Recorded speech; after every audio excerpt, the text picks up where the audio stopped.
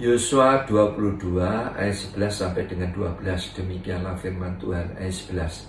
Lalu terdengarlah oleh orang Israel itu cakap orang, telah didirikan mezbah oleh Bani Ruben, Bani Gad dan suku Manasye yang setengah itu. Mezbah menghadap ke tanah Kanaan di Gelilot pada sungai Yordan di sebelah wilayah orang Israel. Ayat 12, ketika hal itu terdengar oleh orang Israel, berkumpullah segenap umat Israel di Silo untuk maju memerangi mereka. Nah, jadi ini kisah tentang Bani Gad, Bani Ruben dan orang-orang Manasye. Saat itu mereka itu berencana untuk mendirikan mezbah untuk ibadah. Ya, Bani Ruben, Bani Gad dan suku Manasye ini mendirikan mezbah, dan mezbah ini menghadap ke negeri Kanaan. Ya, pada waktu mezbah ini didirikan, orang Israel ini marah, saudara, dan mereka maju memerangi mereka ini. Jadi ketika tiga suku yang ada di seberang sungai Yordan di Gelilot mendirikan mezbah, dan mezbah itu menghadap tanah Kanaan, maka suku Israel ini tadi, suku-suku Israel yang lain menjadi marah dan memerangi mereka. Artinya apa, saudara? Yang artinya ayat ini, yang memicu mereka ini, ya, terjadi pertengkaran, terjadi perselisihan, terjadi gesekan. Oleh karena apa? Gesekan. Oleh karena terjadi gesekan. Oleh karena apa? Paradigma. Jadi paradigma itu kerangka pikiran. Paradigma itu sesuatu yang belum tentu benar. Contohnya begini, kalau saya berkata sosro, ya, saudara akan berpikir apa? Mesti saudara akan berpikir teh sosro.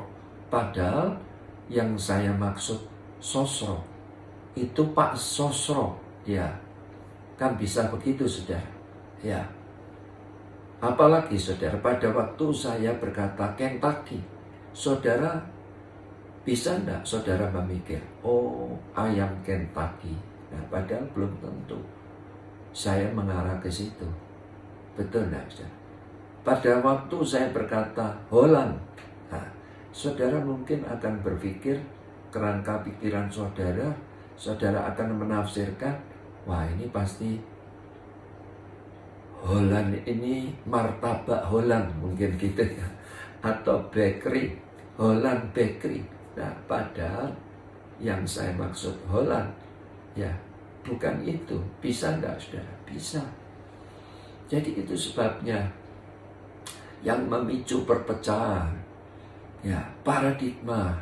Jadi itu sebabnya kita harus hati-hati hidup di hari-hari ini. Kita harus mempunyai paradigma yang baik, saudara. Contoh, berbicara Tuhan maju berperang dan kita diam. Akibatnya apa? Kita jadi orang Kristen gak mau berperang. Bisa enggak, saudara? Bisa, sebab Alkitab katakan Tuhan yang maju berperang dan kita diam saja. Padahal di sisi lain Alkitab itu berkata apa? Kamu punya kuasa untuk mengusir setan. Dan Alkitab berkata apa? Engkau akan menginjak anak singa dan ular naga. Nah, itu, saudara.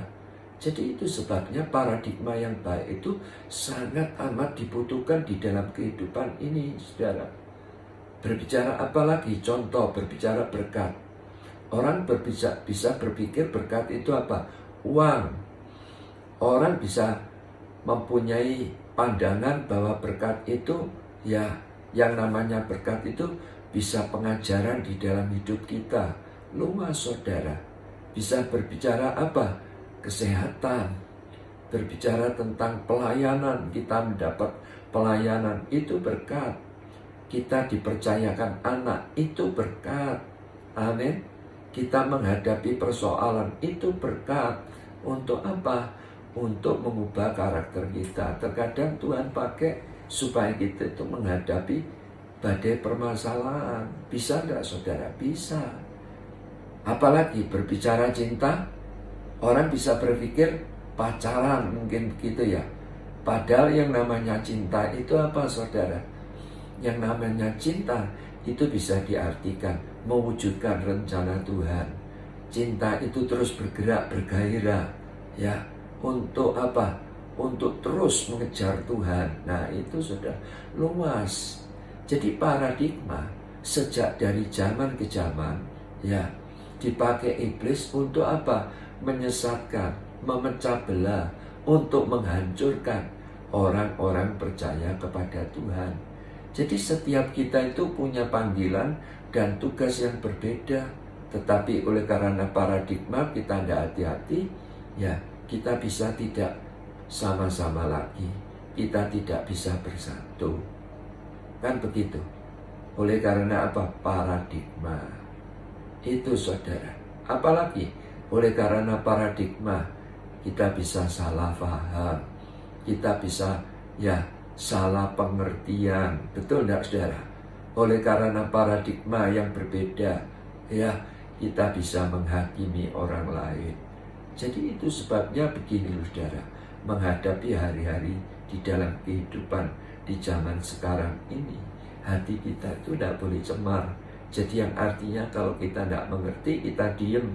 Itu penting. Jangan menghakimi, jangan memaksa, tetapi belajarlah apa? Memahami, belajarlah mengerti tentang orang lain dengan kasih. Amin. Jadi tidak perlu kita sampai berdebat, sampai marah, sampai sewot. Tidak boleh saudara. Dan kalau kita tidak mengerti, kita harus minta Tuhan singkapkan supaya aku dapat mengerti, supaya aku mempunyai paradigma yang baik.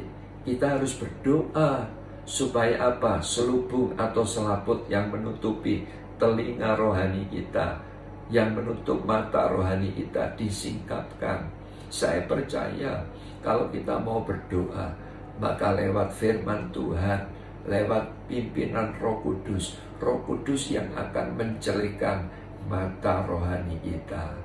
Itu saudara, Alkitab itu katakan di dalam 2 Korintus 3 ayat 16-18 dikatakan, tetapi apabila hati seseorang itu berbalik kepada Tuhan, maka selubung itu dia ambil daripadanya. Sebab Tuhan adalah roh, dan di mana ada roh Allah, di situ ada kemerdekaan. Dan kita semua mencerminkan kemuliaan Tuhan dengan muka yang tidak berselubung. Dan karena kemuliaan itu datangnya dari Tuhan yang adalah roh, maka kita diubah menjadi serupa dengan gambarnya dalam kemuliaan yang semakin besar. Jadi itu saudara, paradigma yang baik itu sangat menentukan di dalam kehidupan kita itu mengalami terobosan. Saya berdoa saudara menangkap kebenaran firman ini. Jadi jangan oleh karena paradigma kita menjadi terpecah-pecah. Tuhan mau kita tetap bersatu, baik di dalam pelayanan, baik di dalam keluarga. Tuhan Yesus memberkati. Amin.